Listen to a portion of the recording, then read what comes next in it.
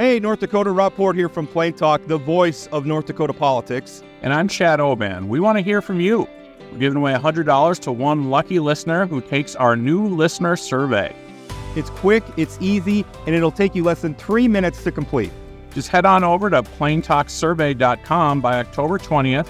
Share your thoughts and you'll be entered for a chance to win. That's plaintalksurvey.com by October 20th. Help us make Plain Talk even better, and you could get free cash. Thanks for listening to Plain Talk. Now let's get back to today's episode.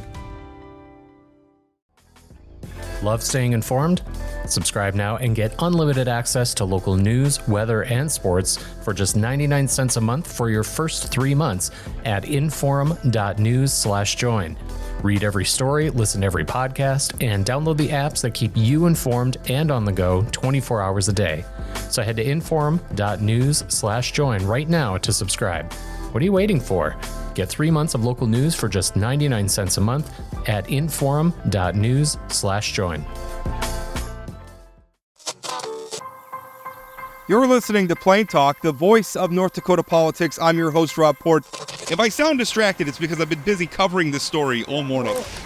I'm joined by my co-host, Chad Oban. He's right of center, I'm left of center, both sides of the political spectrum.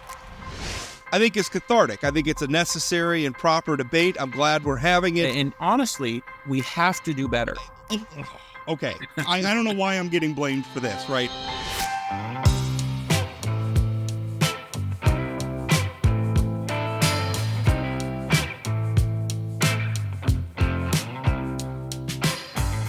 Welcome to Plain Talk, and today we're going to talk a little bit about the Legacy Fund, which you'll hear a lot. In a previous interview, I talked about the Legacy Fund being this sort of, I don't know what you want to call it, like a MacGuffin in North Dakota politics, because everybody who wants to do anything, whether it's eliminate property taxes or pay for school lunches or anything, the Legacy Fund always gets invoked. But we could just use the Legacy Fund to pay for it. And a lot of times I think it's created... It's a little bit unfortunate because a lot of times we talk about this big pile of money that the state has in ways that maybe aren't very logical or very reasonable. But one very logical and very reasonable debate we need to be having about the Legacy Fund are the ways in which it's invested. And we've been having, I don't want to overstate the case, but let's call it a tug of war between people who maybe want to invest the Legacy Fund in certain ways. We saw that with a piece of legislation, House Bill 1425, in a previous legislative session, that would have that has directed some of the Legacy Fund's investments to investments in North Dakota. The idea being that maybe we aren't maximizing returns with these investments, but we are creating opportunities and making capital available in the state of North Dakota, which benefits North Dakotans. Another one is the manner in which or the places where the Legacy Fund is invested, maybe from a moral standpoint or a geopolitical standpoint. There are some questions there. And one of the hardest parts about informing that debate over those issues, whether it's investing locally here in North Dakota or whether it's investments in places like China or Saudi Arabia, is the question of finding out how the Legacy Fund is invested in the first place. Now, our two guests, and I should at this point say they're not the only ones backing this. It's the entire District 12 legislative delegation, Senator Connolly, Representative Bernie Satrom, and Representative Mitch Ostlie. The two representatives are here on the show. We didn't have Senator Connolly on. It just gets to be too many with 5 people on the show at once.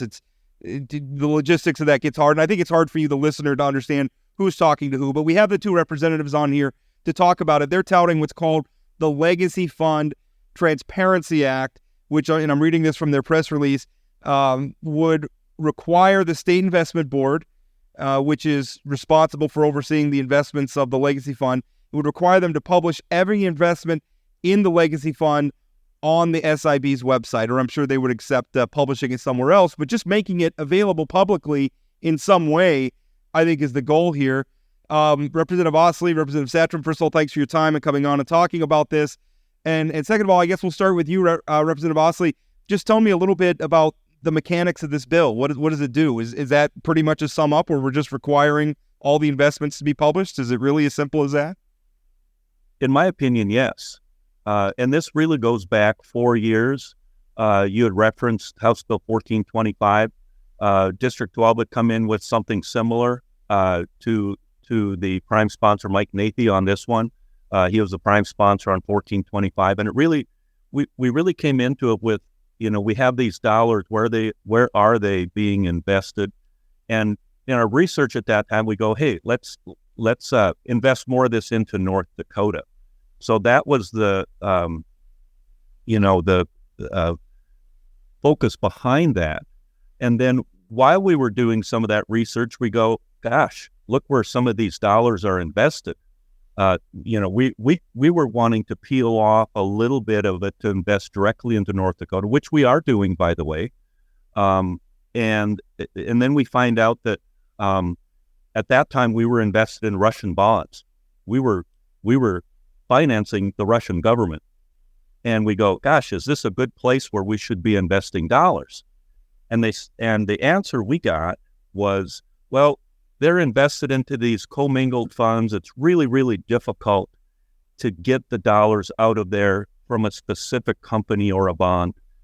And I personally just kind of sat back and go, oh, well, I guess that's the way it is. I understand this a little bit. Well, several months later, Russia invades Ukraine, and we bail out of it. And so I'm going, we can get out of it. That was my interpretation. So we were able to get out of it. We lost a lot of money. But the fact of the matter is we can get out of those. So now, 4 years later, we don't see that there's been a lot of progress in that. And we're discovering other investments now of a similar nature that we just don't think it passes the smell test. So that's kind of where we're at. Representative Satrom, in the press release, and I joked before we got on here that you all made me work on a Friday morning reading all this and learning about this important topic. But in the press release, you had mentioned that constituents feel like they're in the dark. Our constituents are not aware that $10.8 billion legacy fund is investing in over 60 foreign countries and virtually everywhere but North Dakota. Now, Representative Ostlie just said there is some investments being made in North Dakota. Can you just clarify, are there investments being made in North Dakota? And is that part of the question just it's not enough? Or can you just clarify that a little bit? It almost seems like we want to invest everywhere but here. It's been like just really pushing a headwind for doing this. Actually, let me just back up a little bit to and expound a little bit on what Representative Ostlie was talking about. We had a bill that caused us, this was 4 years ago, that we would consider the benefits of investing in North Dakota. And you would have thought that I had asked for somebody's firstborn child when I had suggested such an audacious thing. And there was pushback like, well, we have the prudent investment rule. And my question is, how did they use the prudent investment rule when they invested in Russian bonds? And how about Tencent, who is responsible for oppressing the Uyghur people and hunting them down? How about how they, and how did you use the prudent investor rule when you're investing in a Chinese oil refinery that's refining Iranian oil? And this, keep in mind that this is all money that comes from our people. This is from the taxpayers. Actually, most of it comes from the energy companies. Actually, all of it is coming from the energy companies, and we're, and that we've invested, from what I understand, somewhere around 8 or 9 different energy companies, but we won't invest in our own future. We're investing in everybody else's future but ours. We've been making little small efforts, and but it's been, I think, really, really slow. We really need to diversify our economy. This, we're making a few percent, in some cases, almost nothing on these investments. And, it's almost like, for example, we've been, 5 to 7% return. Well, that I don't know if that even keeps up with inflation. We've had 22% inflation, according to the government, the last 3 years. So how does that even keep up with inflation? And so we're really not building our future. We need to expand and build our future so that when oil and is gone, that we're still solid as a state economically. I should point out that one of the goals of the Legacy Fund was to create a balance of money. And by the way, that balance is still growing. We continue to collect oil tax revenues, obviously, and those a portion of those oil tax revenues are flowing into the legacy fund. That is the primary source of its growing principle. But the idea is to create a fund that is so large it becomes a revenue source in and of itself, and it has. And of course, we're having a debate about how much larger it should get, how much, when we should start using the revenues and everything. And that's all beside this. I think the point is, and it feels to me like this debate has been about who is really in control of this fund, who is setting the parameters for what's an acceptable sort of investment, maybe from a moral or ethical standpoint, versus an unacceptable one. What is one? And I know this is a dirty word, but to what end are we going to use the fund for some political goals? Which again, people are going to hear that and say, well, political. We don't want to be political with this, but it's a political goal to say we want to invest some of the legacy funds in North Dakota. That is a political platform. It's a political idea. It's a policy idea. And it seems like a lot of the investment people haven't liked it. And I guess that's one of the frustrating things to me, Representative Ostlie, is that it seems like every time we have tried to have a good faith conversation about this, we really get shut down by the investment people who throw out things like the prudent investor rule. And I think Representative Satrom's point is well made. Where was the prudent investment rule when we're talking about being invested in Saudi Arabia, which, by the way, is competing with the United States on oil and competing with North Dakota on oil? Where's the prudent investment rule when we're invested in bonds in Russia while they're invading Ukraine? It doesn't make a lot of sense to me. And is that what this act is pointed at? Is at the very least, setting aside the debate we're going to have over using the funds in North Dakota, or setting aside, is this investment good? Is this investment bad? I think what this bill does is it just says, let's just put cards on table so we can inform the debate. Yes, that's the primary thing, is where are the dollars invested? And, we've got, again, about $11 billion in that fund.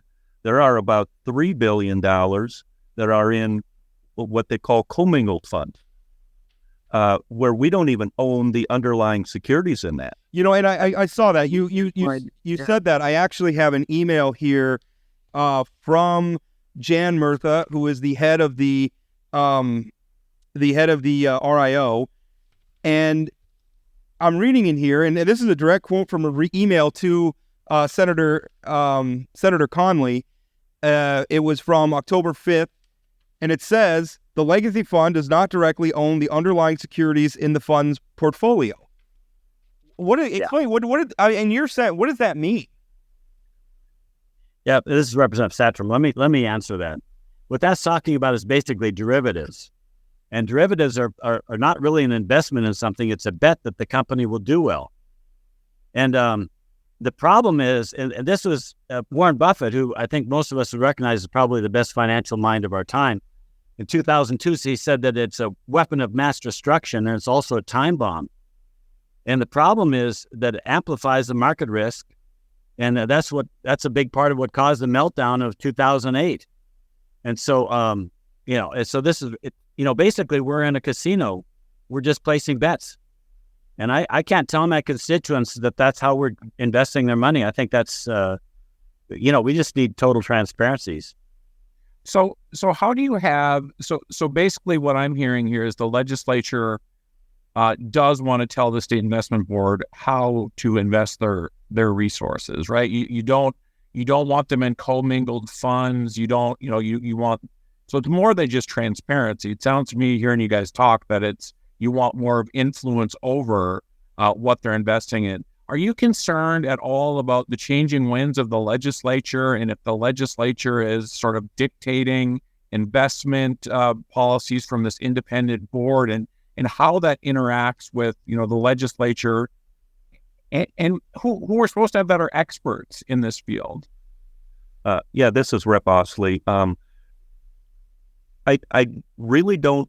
The boards out there need to give the fund managers direction, and whether it's the State Investment Board, the Legacy Fund Advisory Committee, it's their job to set the tone as to where, in general terms, in my opinion, we don't want the it's not our job as a board or a legislature to pick individual funds.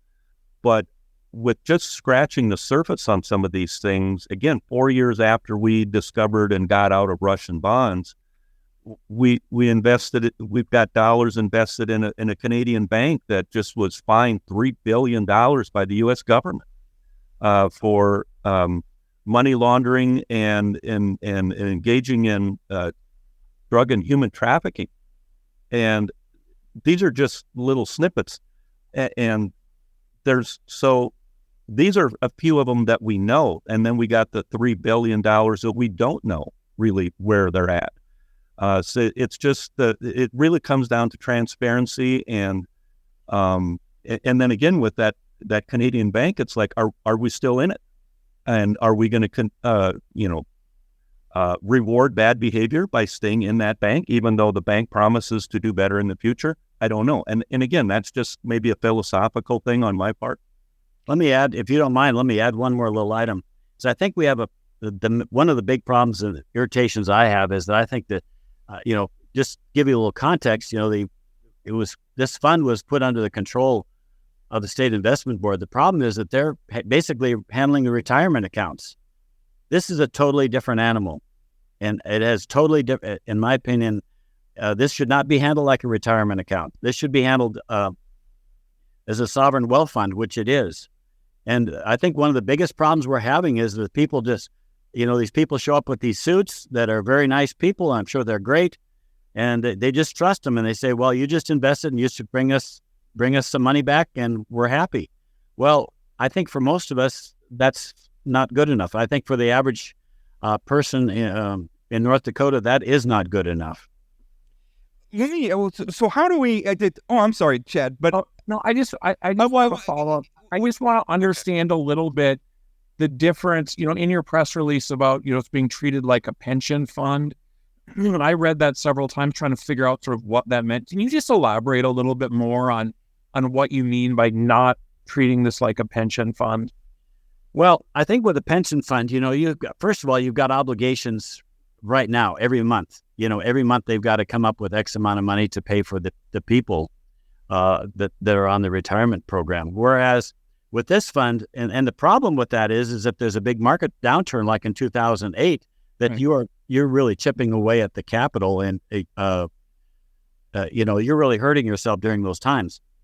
I think we have a golden opportunity to really invest in North Dakota, and when we do that, we aren't just getting like a 5% return or something like that. We're really compounding our return by building up our communities, increasing our tax base, and generating economic and of course, diversifying is just fantastic. And so I think we're just really missing a golden opportunity.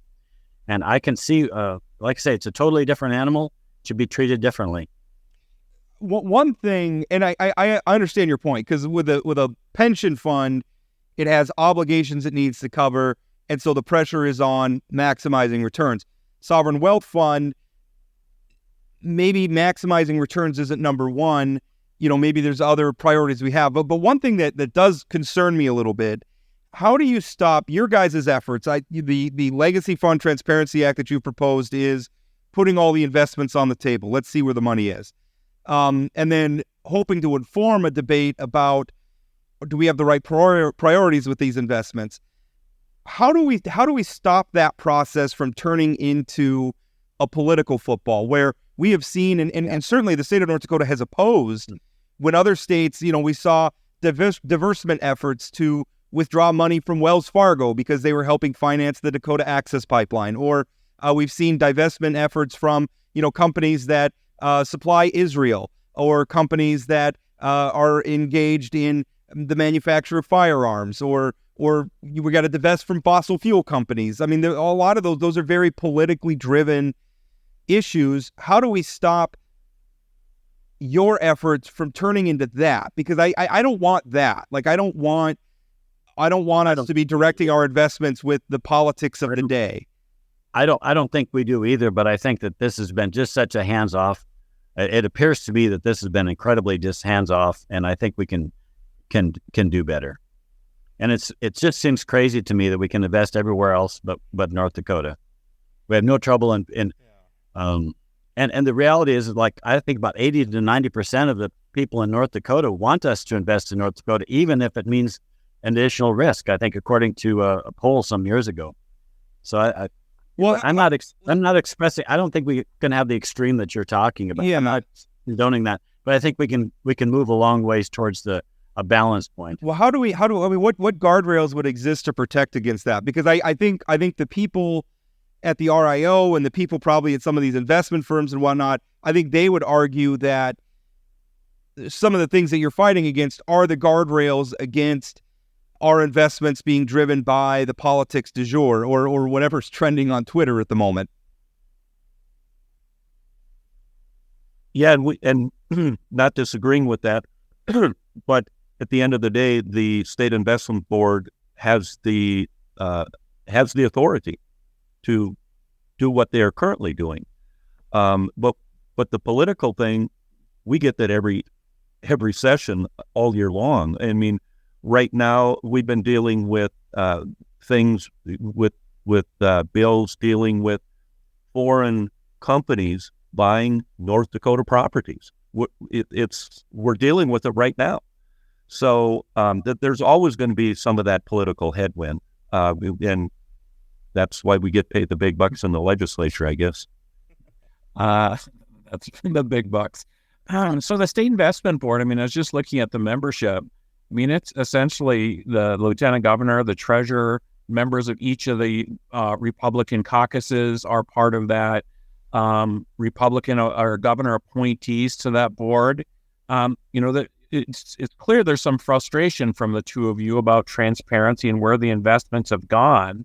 I mean, do you think those folks need to be held accountable for investing in places like China and all these other places? Again, we're talking about Cami Miller. We're talking about Tom Beadle. We're talking about Glenn Bosch, who's the caucus chair of your guys' caucus. I mean, if they're doing all these things, I mean, don't you think they should be held accountable? Well, my opinion is you ask them that question, if they're okay with investing into those companies. Yes. I can't answer really for that, as far as accountability. And I've had conversations with several of those people, but I think that's okay to question if you want to ask them that. But I think the other thing too is, some of this stuff, from what I understand, we're in like a Venezuelan bond that pays like 1.5 or 2%. Yeah, that's just crazy to me. I think I'm not suggesting that we micromanage everything. But I'm suggesting that they could be doing just a little bit of research and be looking at things a little bit closer. So would you suggest, I mean, that they're not doing their jobs as board members? In my opinion, we were able to find out, for example, 4 years ago that we were in Russian bonds, and couldn't they see, that, hey, this is problematic. These are people, our enemy. And then there was lots of saber rattling, and we heard CNN reporting about how the tanks were heading towards the Ukraine border. This was not rocket science, folks. You could see the storm coming, and they didn't do anything. And I think part of their philosophy, I think they need to think about, they're just trusting the experts and not using common sense. And they say, well, we need to not have everything in one basket. And I totally agree with that concept. The problem is if you've got a broken basket, or if you've got rotten eggs in one of the baskets, then for heaven's sakes, let's not keep putting good throwing good money after bad. One thing that I feel like, and I think this really plays into it's not a pension fund, it's a sovereign wealth fund. And I really like that dynamic because I think it's correct.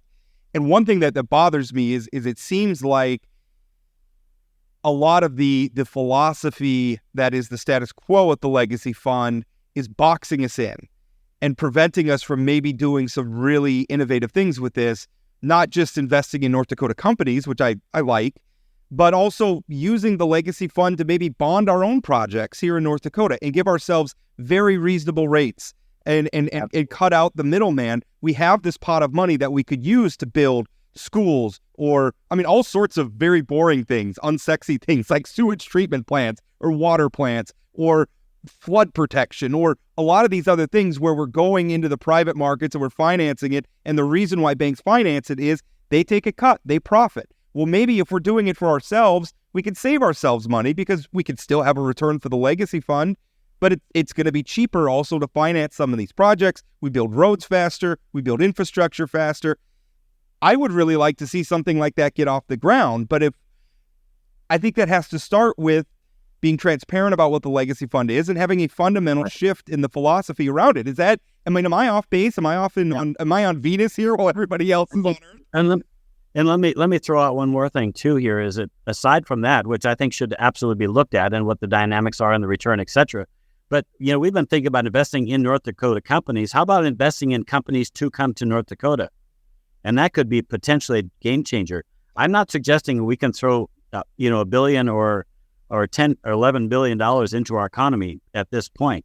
But if we start bringing in some big, we could be leveraging these funds to bring in some big players into the state, and I think that could be transformative. Although even that seems, because I think about bring some big players into the state. Who are they going to hire?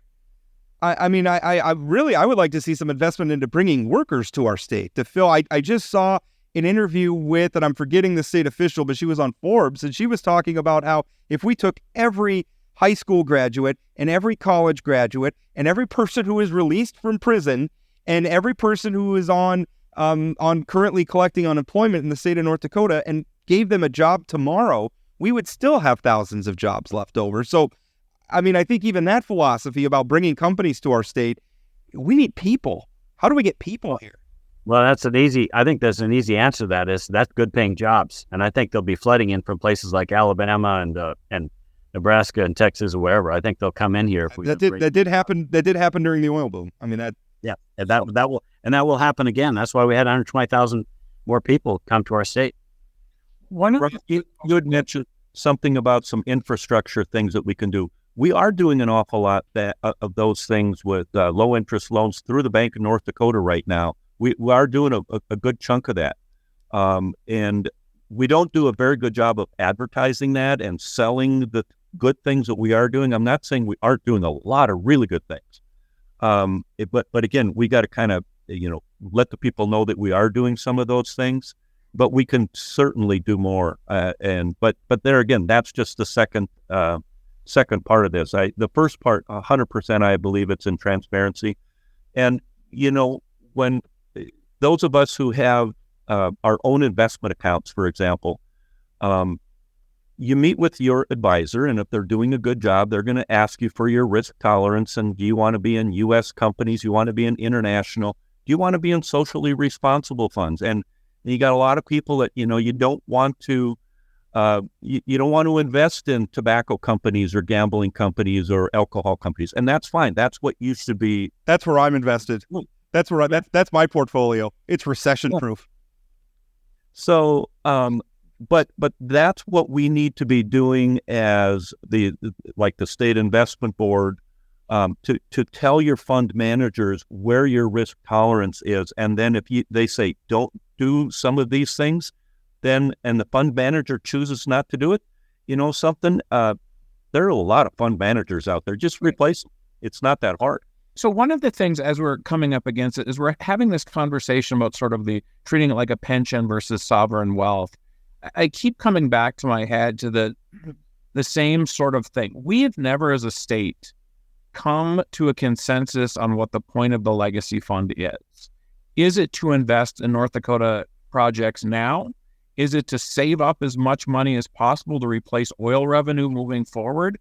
Do you guys think that's one of the tensions that we're dealing with, is just sort of a complete divergent thoughts on what the legacy fund is supposed to be doing for the state? Well, there was a poll, as you know, there was a poll some years ago, and about 80% of the people want us to be investing here, even if it's additional risk. The other thing that gives me a little bit of angst, if you want to go into one more thing, is that we should be doing more in-house investment. And we had an amendment last session that caused us to have more in-house investments. It's going to be saving us somewhere around $16 million. When you say in-house investments, what does that mean? Using like investment? Hiring our own people that would actually be doing the investments. The other thing we need to do too is there are trust companies in North Dakota that invest hundreds of millions of dollars and are very capable. My suggestion is we should be removing any roadblocks in order to assist and encourage them to be handling some of the funds for us. Why not Why not pay our neighbors to do the work for us rather than hiring somebody out of New York or San Francisco? There does seem to be, it's a very historic thing, but it seems like sometimes we always treat the smartest person in the room like it's the person in the suit from out of state. I think there is a sort of self-loathing among North Dakotans where we assume if we want, and I see it when we're doing national searches for park board directors, and we're doing national searches for like university presidents. And I ever think like we can't promote from within. We don't have people here already that are capable of doing a good job. I think there's something philosophically that North Dakotans need to get over, that we have smart people in North Dakota who can do these things, and we don't always have to hire. I'm not saying that we need to hold a grudge against everybody from out of state. I don't want to go to that extreme either, but we do have a bias towards, well, if they're from somewhere else, they must be smarter than we are. That's a very North Dakota thing, and I'd like to get past that.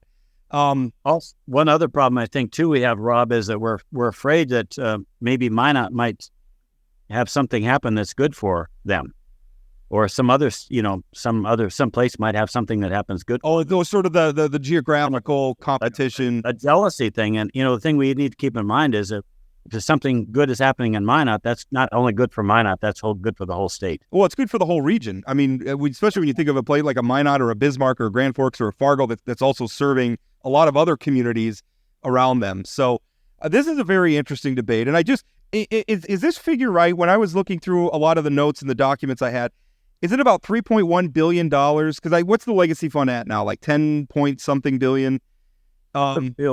Is it about $3.1 billion that we just don't have no idea how much is invested? Yes, from the research we've done, we know the fund names. We just do not know the underlying companies that are held within that. And that's what you're wanting to get at.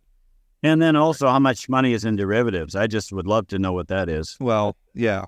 If anybody's watched The Big Short, you know what a derivative is, and maybe it's not where we want North Dakota's money. Gentlemen, we're out of time. Thank you so much for coming on. This is a good debate, and I want to hear from the other side too. So I think we're probably going to try to work on maybe getting a state investment board official or something on to kind of talk about it from their perspective as well. But this is a good debate to be having. I'm going to have my eyes on the Legacy Fund Transparency Act as this legislative session heats up. Gentlemen, thank you. Appreciate your time. Thanks. The cold cases you see at The Vault have captivated readers across our region for years. At The Vault Podcast, our team of professional reporters takes you further into those stories with new interviews from family members, investigators, and experts. Check out The Vault at inforum.com/The Vault and subscribe to The Vault wherever you find your podcasts. Welcome back. Interesting debate. And I want to be clear, because we covered a lot of ground there about what we should or should not be doing with the Legacy Fund. I want to make it very clear. The bill that they've proposed isn't changing the philosophy. It's not dictating investments or anything else. It's just saying when we invest the money, we need a place where people can go and look at what we're invested in. And then they wanted to inform these other debates. I think that's a very important distinction. But Chad, I think both you and I are coming out of that interview feeling some trepidation about the door we're opening. Now, I agree with a lot of what Representative Satrom is saying, and I have a lot of trust in Representative Satrom's judgment and Representative Ostlie. I think they're smart. What I worry about, though, is that they're not going to be in the legislature forever, and once we open this door to where the Legacy Fund's investments become a political football, maybe, I worry about the next crop of legislators, or I worry about some fad investment coming along, or some hot political topic makes us do something. You know, when we finally pulled out of the Russian bonds, which I agree it was something we should have done. You know, we did it because it politically became untenable. You know, yeah. Russia had invaded Ukraine, and we had to do something, and they did it finally. But I would argue we shouldn't have been there in the first place. But there is a concern about, you know, what if we decide, well, we're only going to invest in gun companies, right? I don't think that would be very smart, and I don't necessarily want to do that. So I your point about trusting Satrom and Ostlie, yep. But I also trust Tom Beadle, Glenn Bosch, and the folks that are on the State Investment Board, right? And so I think there are some different perspectives on this. I get a little nervous when the legislature decides that they want to be the experts on everything, because I know that the legislature, they have a lot of topics that they're in charge of. And if they start trying, I don't want to say micromanage, but I mean, there were times where it was, they're doing this, they shouldn't be doing this, they should be doing this. And I'm not sure. I'm all for the transparency piece. The question I have is, does it then dictate, in order to be completely transparent, does it dictate what kind of investments you can make? Because, if it is those commingled funds that you can't really be completely transparent on, is the legislature basically saying you can't do commingled funds moving forward because you can't be as transparent with those? So that's a look at it. And I also, my question was sort of ignored. I think the tension here is, what's the point of the legacy fund? What is the point of the legacy fund? If the legacy fund is just to replace oil revenue at some undisclosed time down, then it sort of is a pension fund. I mean, that is the reality, that if we just want to replace that revenue, if we want to I suppose it could do both things. But I think there's a lot of divergent opinions on what the legacy fund should and can be doing. Well, the thing we have to remember, the oil revenue is, it changes from time to time depending on oil prices and whatnot, but it routinely is $1 out of every $2 we deposit in state coffers. And then also, by the way, drives a lot of tax revenue that's not oil tax. That's just oil tax revenues. Then you start thinking about all those oil workers who would probably leave North Dakota if they don't have any jobs anymore, and how much in sales tax that they pay, how much in income tax that they pay, how much in property tax that they pay. A lot in that bucket. We got a lot in that bucket, and if the legacy fund is supposed to do that, then maybe maximizing revenues is the way to go. That being said, I'm uncomfortable with funding the Russian government, whatever our Amen. And I'm uncomfortable funding Chinese companies that are using slave labor. Right. There's some bright lines here that I don't want to cross. So I don't know how we get to a point where we could put some guardrails in place and say, you have lots of freedom to invest, but these are the red lines we're not going to cross. I'm in favor of doing that. The problem is where I would draw the red lines may not be where a lot of other people would draw the red lines. Right. And that's why we have this state investment board that is very large. And, do I think they should have, maybe caught these things a little earlier? Sure. I also think that if you're frustrated with the state investment board, you're in the same caucus as one of the members. They're all Republicans. I mean, pretty much everybody on that board is a Republican appointee or elected official. I have done some reporting on this. I have written it, and in the context of our efforts to direct some investment towards North Dakota, which, by the way, I don't think is an either or. Like, we could still get returns from the legacy fund investing in North Dakota. We can get returns from the legacy fund bonding North Dakota infrastructure projects. Like, we can get, maybe the returns aren't going to be as high as other investments, but there's other benefits to ourselves for doing that. So we can do both. It's not an either or question. But one of the things that Representative Satrom said that I thought was an apt criticism of the State Investment Board is in the past, it has seemed like they're just kind of rubber stamping what the consultants are telling them. And I do think that they needed more engagement. And I think some of the things they missed were the Russian bonds and some of these other types of investments. They should have been up on that. And I think that is an apt criticism. Now, is the solution to make this have a lot more political control over it? And not to say that it's not already political control. We're talking about elected officials and appointees sitting on that state investment board. But I think the state investment board, there is some criticism here for them. Yeah, and I think that your point about if you show up in a suit, maybe North Dakotans sort of, I always say if you show up on an airplane, North Dakotans think you're smarter than them. That is like sort of the natural response. I agree with you. Our people here are just as smart, probably smarter than a lot of those people showing up on airplanes. But I also think we, need to be thoughtful, and maybe the state investment board just needs to step up a little bit, do a little better job.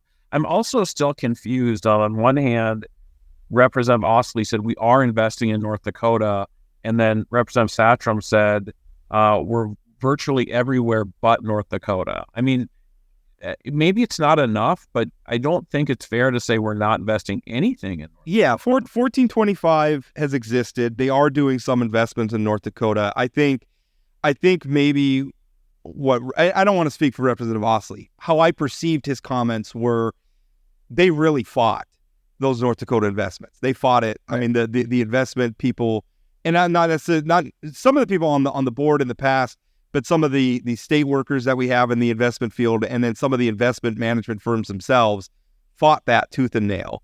And I think there's a feeling that there's been foot dragging where it's like, we passed this bill, we told you to do something, now do it. And there's been foot dragging, and I think they're frustrated with that. But to say that there's no investment in North Dakota, you're correct. I don't have the numbers in front of me, but something's going on. It's happening. Yeah, and I think their argument would be not enough. And I think there was quite a bit of reporting around that foot dragging that went on after the bill was passed. I know Representative Nathy was very frustrated. It was his bill that passed, and then they didn't move on any of it. So, I mean, I think we can be transparent. I think we can make sure we're maximizing our return on things. We can make sure that we're not investing in tyrants in terrible places.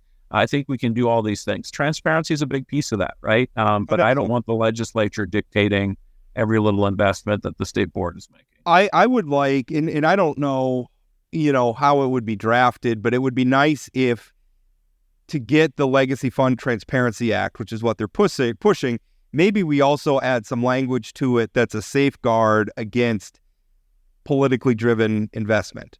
That's saying we're not gonna micromanage. We're not going to. And again, political is such a broad word, because saying we're not gonna invest in Russian bonds, that's a political decision. It is, although it's one we agree with. Saying we're not going to invest in renewable energy companies, that's also a political decision, and I don't necessarily support that one, because sometimes some renewable energy companies are good investments and are doing good things. Or tobacco companies or alcohol companies. Yeah, leave those investments for me. By the way, I thought your joke was great. It landed really well with me about that. I don't think they knew how to take that. It didn't. But I thought it was pretty funny. But during recessions, my investments do great in alcohol and gambling and tobacco. Are you really only in those things? I like this idea. I have a portfolio. Yeah, I call it my sin portfolio. Yeah. So you're investing in all the things that I tell people they shouldn't invest in because it's evil. Yeah, precisely. What's not evil? People are allowed to make choices, Chad. Yeah, that's right. We want big tobacco to make a bunch of money. When big tobacco wins, so does Rob Ford. Vaping's been great for my bottom line. I'm kidding. I'm not actually invested in terrible for teenage health, but great for Port's retirement. Oh boy, these are jokes, by the way. One question I wanted to ask him was about Kelly Armstrong and the degree that they've had, because Kelly has talked a lot about transparency in that, and I know he's talked on this program specifically about transparency for the Legacy Fund. So, we have a new governor coming in, and I have a feeling, not wanting to put words in his mouth, my perception is that Kelly's going to have a different attitude about some of this stuff than Governor Burgum has. I think you're right. I think it's also there's going to be a slightly different state investment board. Henry Mill is certainly not going to be the chair of it. Right. Yeah. So we're going to have a new lieutenant governor and everything else. So that's a dynamic worth keeping eyes on. Let's see. What else do we want to cover? What else is going on? Hey, I noticed your column about Jared Hendricks. Yeah.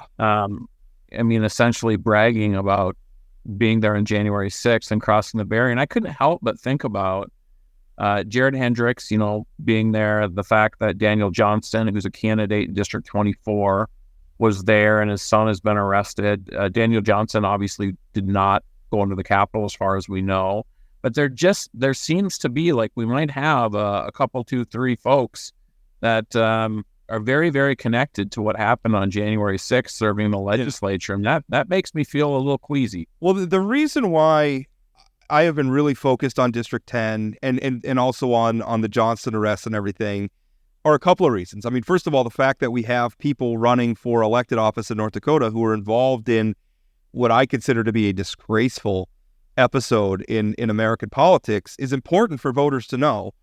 But also, talking about the dynamics within the legislature, Rick Becker's not running for real. He's been out of the legislature for a while. So he's not there. So there is when you talk about the divide in the Republican Party, the divide in that Republican supermajority that exists in the legislature, where you have sort of the quote unquote normie caucus and the populist caucus, there's the Bastiat caucus, whatever you want to call them. There's a power vacuum in the Bastiat. The question is who's going to lead them? And so when you're talking about a Dan Johnston, who's running for the State House in District 24, or a Jared Hendricks, who's running for the State House in District 10, when you're talking about them, they could very well be very consequential leaders in the legislature if they win their elections. Because I'm looking at the other people who are in that caucus, and I don't know who else would lead them, if not one of these two gentlemen. Don't you think Brandon Pritchard was the heir apparent to that caucus if he hadn't lost in June? I mean, he certainly tried to point himself in that direction. He did. And he would have been there. I think that if you had an older person like a Dan Johnston or a Jared Hendricks, I think they probably would have taken precedent. But yeah, I mean, if nobody else, if one of those two aren't there, I mean, I don't know that like, for instance, Jeff Magrum has, certainly he's very ardent. He's not a great communicator. I don't know that he has the chops, but you put somebody like a Hendricks in, I mean, the potential that has for creating havoc in our ability to govern the state is very, very real. So I think I've been thinking that it's important that voters understand who Jared Hendricks is and who Daniel Johnston is. So it's interesting you talk about Magrum's not necessarily a good communicator. I don't think I've ever heard Jared Hendricks speak. I know he's a good organizer, but I don't know if he's somebody who's going to be able to deliver that Becker-like speech on the floor of the House. No, but I think he'll be able to organize and put the right people there to deliver those speeches. And a lot of it isn't even so much about speeches. It's about just organizing, just having the message there. And I think he's very effective at it. I mean, you look at how he's been traveling the state, paid for by I don't know who pays Jared Hendricks' bills. That's another open question about him. But he's been traveling the state. I mean, he is ubiquitous at Republican Party events across the state, advocating against incumbent Republicans all over District 4, District 30, up here in Minot, District 3. I mean, he's been everywhere. And who else would be an interesting leader of that sort of faction is Dan Ruby. Dan Ruby has been able to have sort of a foot in each camp. He's established, he's senior, can deliver a message. He comes across as quite normal, right? But also has contributed to Young Republicans, contributed to Citizens Alliance, in different campaigns. Yeah, that I think he's somebody who, with term limits, he's not going to be there much longer. But I mean, it just feels like he might have those skills that could wrangle up these folks. And what does he have? One term left, because term limits came into effect halfway through his current term. Yeah, and he can never keep driving. He's on the ballot this year, so by the end he'd be at 6 years. 8's the max. He could go to the Senate, of course. Although there may be some litigation about that, about where the clock starts on that, and starting it halfway through somebody's term, and an argument that you're making it retroactive. I feel like that's going to be litigated at some point. Yeah, I mean, it's completely unfair for folks that are limited to 6 years versus. Well, it applies to Governor Burgum as well, where it came in partway through his term. He could have run for a third term, but he couldn't have run for a fourth. And you could argue that kind of blocked him as well. Right. I mean, what do you think of like Dan? Do you think that's a play? I don't know him well. I feel like if you had the dynamic, I think Dan would make a good figurehead for them. He's a very palatable figurehead where and then you have somebody like Hendricks kind of running the game behind. Yeah. And that's the dynamics. I mean, if Jared Hendricks gets elected, that's what Republicans and Democrats are going to have to deal with.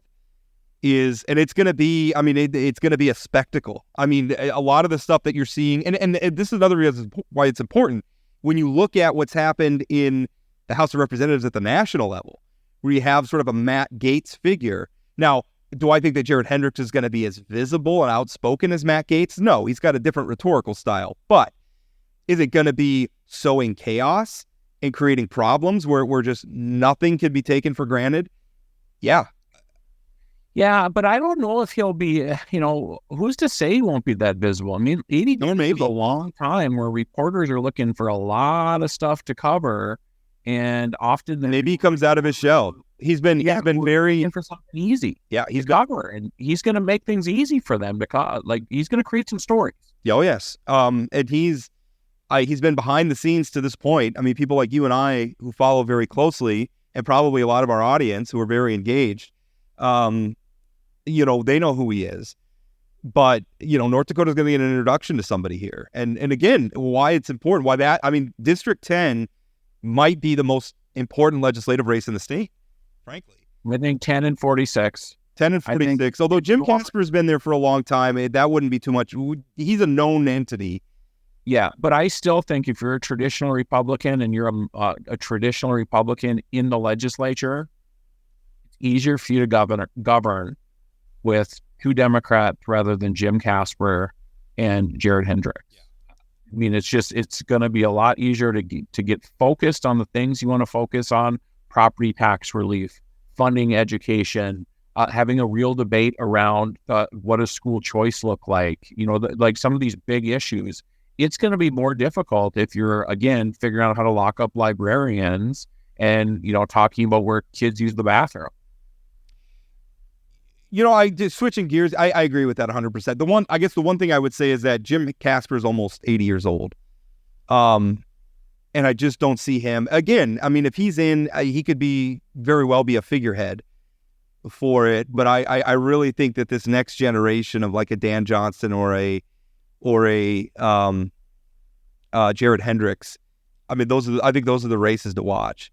And I really think there's any chance Dan Johnston loses, though. I mean, in Valley City, it's my understanding that the Dems there are running strong campaigns, but man, Barnes County has shifted very quickly right in the last 10 years. Yeah. I mean, that used to be an all Democrat delegation where it's not even competitive. That used to be a mixed district, right? Larry Robinson was the well, it was all Dems before that. It was Robinson, Bill Mueller, and Ralph Metcalf for probably 15 years. And who are pretty conservative Democrats. I mean, I think Metcalf was actually one of our current abortion ban, or the abortion. Our current abortion ban. I think he sponsored the bill, if I remember right. And I think I would assume all three voted for it. Probably. I can't remember. I know he did specifically, and I think he sponsored it as well. Anyway, we're way off topic. The other thing I wanted to talk about was in the House race. I was a little. I wrote about this. Went up just this morning before the show. My column about it. I have been a little frustrated with Trygve Hammer's attacks on Julie Fedorchak over her property that she owns, where she got her family, I think her and her husband, her family, they own a piece of property.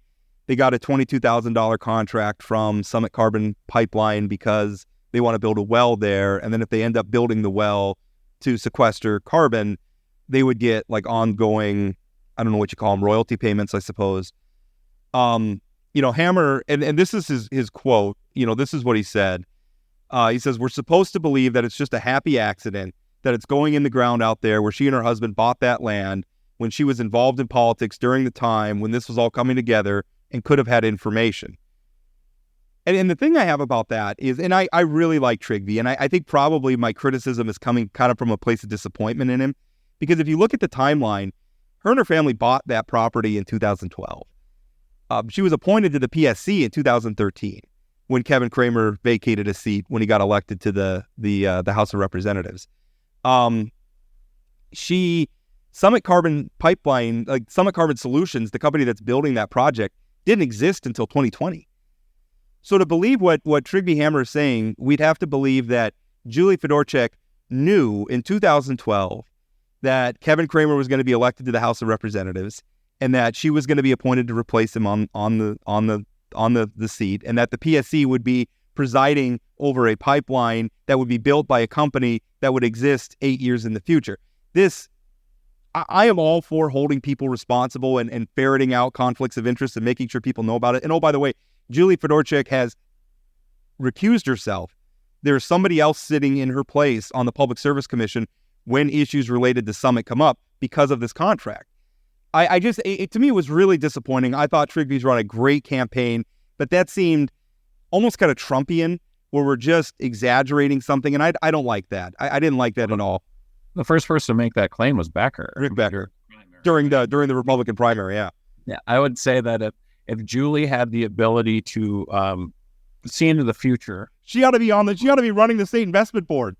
she ought to be, but she also, I hope she would have done something to make more than $22,000. I would guess it would have been a much larger sum. And we talked to Julie about this. I don't know if it was during the debate or a one-on-one interview, and I asked her about it, and it was, my biggest question is, do you treat it any differently than the neighbors?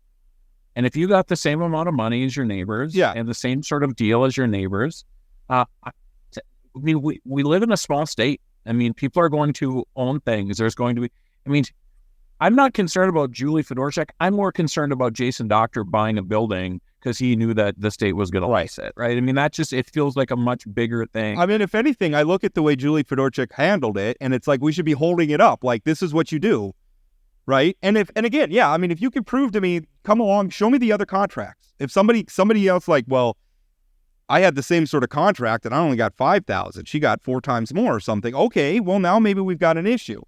Yep. But in absence of that, like, if she got the same contract and she's going to get the same royalties as everybody else because they went out and bought some farmland before she was even in elected office. Now, she was in politics. She was working for, I think she was working in the Dalrymple administration at the time. She worked in the Hoven administration before that. But she wasn't an elected official, and I mean, Kevin Kramer was still the public service commissioner when they offered it. Yeah, I mean, that Summit pipeline wasn't even existed when she bought. They were formed in 2020, and also, who was thinking about carbon capture and sequestration? I mean, we were at the early stages. Well, and Conrad and Byron Dorgan were thinking about it way before 2012. Fair enough. But it was still pretty pie in the sky at that point. I would argue even in 2012. It was still pretty pie in the sky. And the idea that she knew that this pipeline was going to be coming through. And by the way, the pipeline doesn't run across her property. It's one of the storage wells that, or the storage well would put carbon into her mineral rights, basically.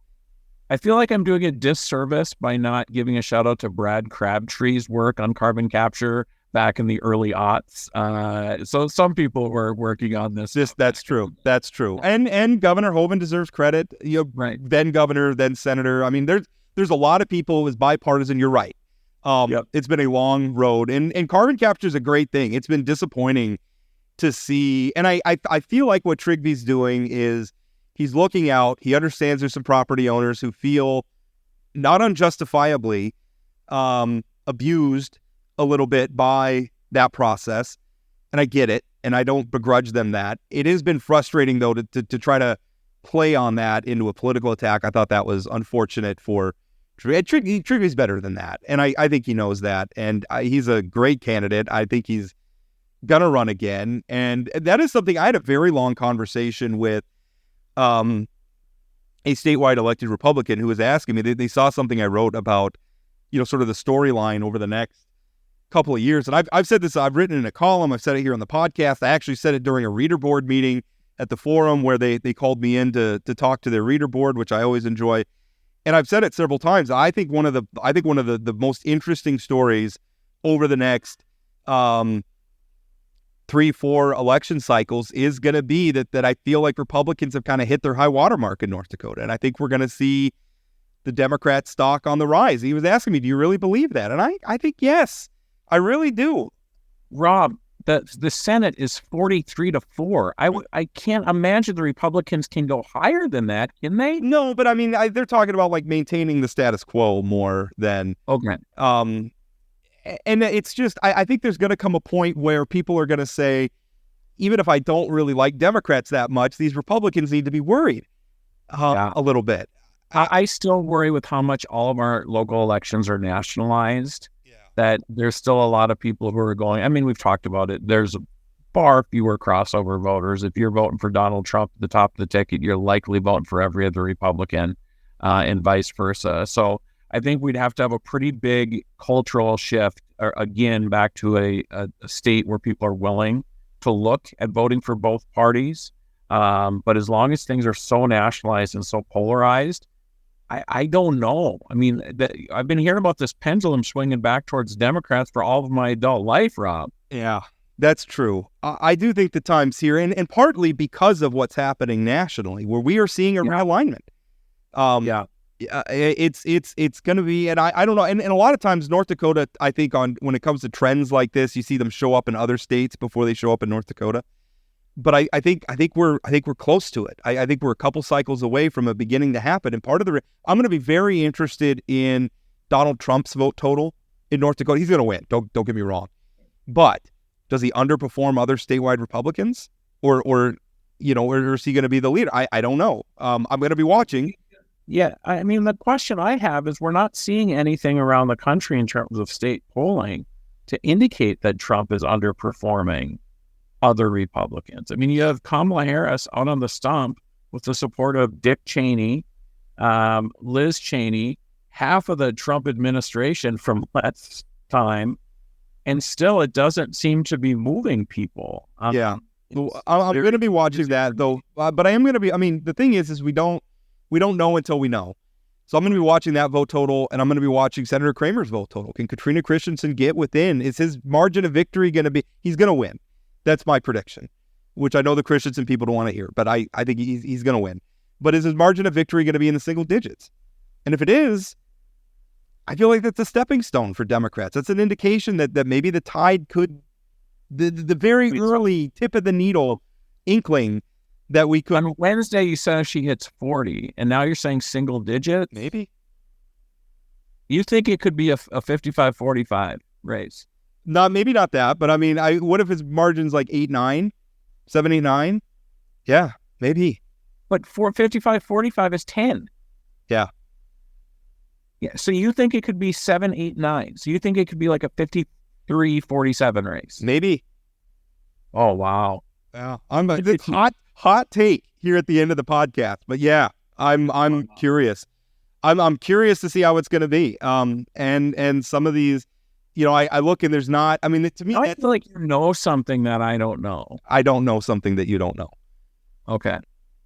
I am flying on my gut here, and maybe on election day it's going to be Port. Remember when you said all that stuff, all that hot talk, and I will own it because that's I'm all about pundit accountability, and so if I'm wrong, I will own it and I will wear it. But it's something there's something in the air. Where all those Kamala signs are on my nut. Yeah, maybe that's it. I don't have one in my yard, by the way. I don't put up yard signs, and that's the other thing is I've been defending myself. There was a podcaster in Minot where they did an episode about whether or not Rob Port could still be a conservative, and they did call me a legend during the podcast, which I appreciate. A legend Rob Port or a legend conservative? A legend. Oh, legend, as in legendary. Yeah. I know, but then proceeded to kind of lay into me a little bit, and their argument was, how can you call yourself a conservative and support Kamala Harris? And I wanted, part of me kind of wants to do an episode with them and put it to them this way: describe for me how Donald Trump is a conservative. So who is this podcast? I mean, it's the Dakotan, and I think it was their Minot Talk YouTube thing.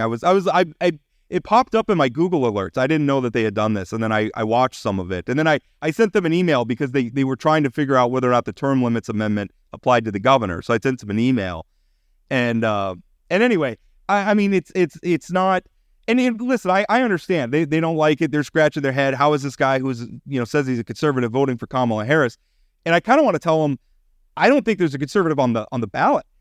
And in terms of president, I don't think, how is Donald Trump? If you're a conservative, you believe in the sanctity of marriage, this guy has cheated on every wife he's ever had. And if you believe in fiscal restraint, he ran up more debt in 4 years than Barack Obama did in 4. And if you believe in backing the blue and supporting law and order, he called the people who attacked the Capitol on January 6th patriots. So how is he a conservative? I'm stuck on you being a legend, man. I know. I don't understand that either. Sort of blacked out since you told me. So is it a legend? That's why I kept listening, because I pulled it up and they called me a legend, and I was like, oh, intriguing. Yeah. I'm going to keep listening to that. Well, finally, somebody recognized it. It's my one Trump-like characteristic, that if you flatter me, you'll get everywhere. By the way, I've really enjoyed the Facebook posts of us asking for listener feedback. And your wife said no. Take it, yeah. And or saying no, and then other people just taking advantage of the opportunity to make fun of us. Yeah. Or mostly me, if I'm being honest. Yeah. Well, yeah, they did make a lot of fun of you. Assistant to the host. Assistant to the host. I liked where Jamie's head was at with Jamie Selzer, who's a guest and sometimes guest co-host. Yeah, I liked where his head was at. Assistant to the coach. A nice office reference, which I always appreciate. All right, we're going to end it there. Thank you so much for listening. Coming up next week, we're actually going to have on former NDGOP Chairman Perry Schaefer. He's got a group that he's running. He's doing some things with. We're going to talk with him about that. And oh, by the way, we may have a legislative debate in the works out of District 10, where actually somebody from George Roughhead, who's running for the Senate in District 10, asked if we would host a debate with the Democratic opponent, Ryan Braunberger, in that district. And I said, you know what? If you guys put it together, we'd be happy to host it. So that may be coming up on the show as well. And I think that'd be a lot of fun. I know we have a statewide audience, and maybe people are wondering why District 10, but I feel like there are some issues that we could get at in that debate that would serve as a proxy for a lot of what's happening in our state. Because District 10, being honest, there are not that many competitive legislators. There really are. District 10 is one of the few competitive places. It's one of the few mixed districts in North Dakota. It's a really interesting place. That's where Jared Hendricks is, obviously. I can't imagine that he's ever going to want to come on this podcast. He doesn't talk to me when I'm... You've got Steve Swantek supporting Duquesne, the Democrat. Representative Hamida Duquesne. Interesting thing. Yeah. That's how you pronounce it. I've been saying Duquesne. It's Duquesne. Oh my! No, Clyde. I'm doing my usual thing where I just undermined your... Tara. Okay, I'm so sorry. Hamida, I apologize if we're not pronouncing your name right. We're just idiots. Okay, we're gonna go. We're gonna put a pin in it there. Thank you so much for listening. And by the way, still a chance to fill out that reader survey, plaintalksurvey.com. We're just gathering information about who our audience is. And it's been very useful. So if you could do that, you could maybe win some money if you go and fill that out. plaintalksurvey.com. Thank you for listening. And if you want to parrot back the fact that Rob called us idiots in that response, that would be great as well, because we are idiots. Some of the time. Sometimes we're good. Other times, not so much. It can be a little uneven, much like the play of the New York Yankees in the offseason. But we're not going to talk about that right now. What happened to the Yankees? Did they win last night? It's still too painful. It's too fresh. But we did not win. Big Christmas tied it up, and then we had him down to the last strike twice, and we just couldn't put it away. But nobody on base. Yeah, I know. It's so frustrating. But hey, we're still up 2-1. Hope springs eternal. We're gonna get there. Yes. Later. That's it for today on Plain Talk, the voice of North Dakota politics. Plain Talk is a production of Forum Communications Company. Got a question, comment, or suggestion? Send me an email at rport@forumcom.com. That's forumcom with 2 M's.com.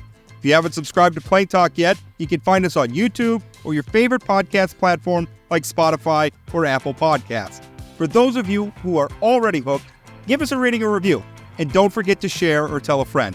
Special thanks to my co-host, Chad Oban, and from myself and everyone at Plain Talk, thanks for listening.